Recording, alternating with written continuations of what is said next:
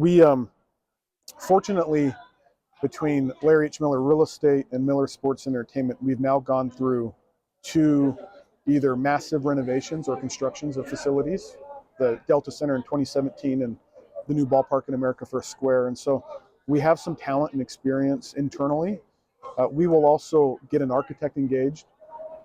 We have worked with sports architects, and what we did on the baseball side is we did a tour of some of the best baseball venues across the country, and we tried to adopt the best practices to create a game day experience that would be truly like a major league experience in a minor league facility. And that's what we're seeing in the first week at that ballpark.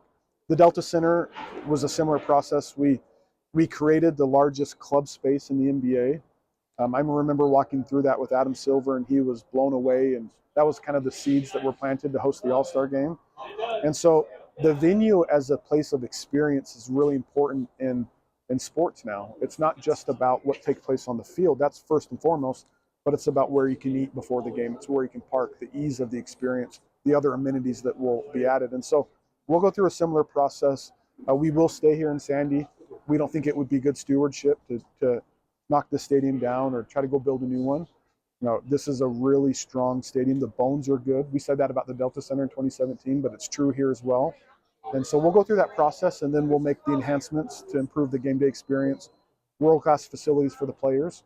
And then we do have 22 acres that we own just to the east that we can incorporate a flow in from track station so that people can get here through mass transit, more parking. We'll provide restaurant options and other amenities. How much does it help to have your corporate offices? It helps a lot. We have obviously a very close connectivity to this, proximity. We know the area too. What people don't understand is that you have our theater that brings in millions of people a year across the street. You have this stadium that brings in 1 million people a year. Then you also have the Southtown Expo, Mountain America Expo Center, and you're bringing in hundreds of thousands of people a year there. So there's already a lot of activity at this intersection. We just look at it, and there's opportunity everywhere to improve the experience. This day and age, obviously in soccer, we're seeing the Lionel Messi come to this league. What's your aspiration to bring world-class players here? Well, I mean, you're always looking at those opportunities, and I would never want to get ahead of the sporting side on commenting about those like specific opportunities. I think it has to be done strategically and for the right reasons. The team has had a lot of success over the years, starting with the championship in 2009. They make the playoffs on a regular basis. We want to build on the foundation that's here. There's a lot of youth and talent in the pipeline, and then be strategic in player acquisition and add players that can take us to the next level and win a championship. And so we're starting from a position of strength, and we wouldn't be announcing this today. We wouldn't be doing it if we didn't want to compete at the highest level, and that's raising a trophy. The obvious question is, transfer window is middle of next week. Yeah. Do you push funds in to improve the team this year? Yeah, I think we're coming into a situation where David Blitzer is highly competitive and highly committed. And so there's not this huge change of strategy because we're coming in. It's really a partnership, and the team's been working on some things already. We're totally supportive of that and hope that they can get a couple things done to support RSL specifically. On the Royal side, we need to get healthy. That we have young talent, but the best thing that can happen on that team is just to get healthy again and to have a strong second half of the year and make a playoff push. What's your view on the potential change to a winter calendar for RSL and what that would mean for the business overall? Yeah, we're studying it closely.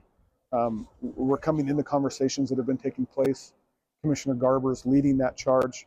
We were in Chicago last week with the other owners, and so we're being brought up to speed on it.